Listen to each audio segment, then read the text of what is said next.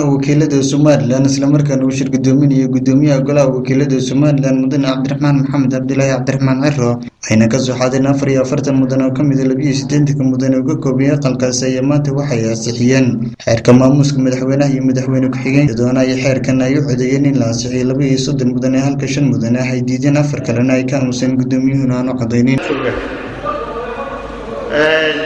kooy laatan mudan way ogolaadeen soo jeedintaas 9 mudan way diideen soo jeedinta madaxweynaha 13 mudan may codeynin way ka aamuseen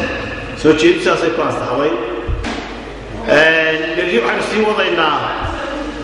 xoogga noqoshada xaaladda dalka waxaana ugu soo horeeyay wasiirka gaashaandhigga dhinaca kalena waxay mudanayaasha golaha wakiilada Somaliland isna maanta ansixiyeen xeerka qareenada Somaliland kaasoo muddooyinkii u dambeeyay horyaalay mudanayaasha golaha wakiilada Somaliland dood dheer oo ka dhex abuurantay intii aan la codeynin xeerkaasi ayaa waxaan iyo dood gaaban oo yeesheen mudanayaasha la bilaabay in xeerkaasi loo ansixiyo waxaana xeerkaasi ansixiyay 22 mudane halka 13 mudanena ay diideen 9 kalena ay ka aamuseen gudoomiyuhuna aan codeynin labadan xeer ansixiyeen maanta mudanayaasha golaha wakiilada Somaliland ayaa waxay ahaayeen labadii xeer ee ugu dheeraa ee intii badan ay ka soo shaqeynayeen mudanayaasha golaha wakiilada Somaliland isla markaana in badan horyaalay mudanayaashaasi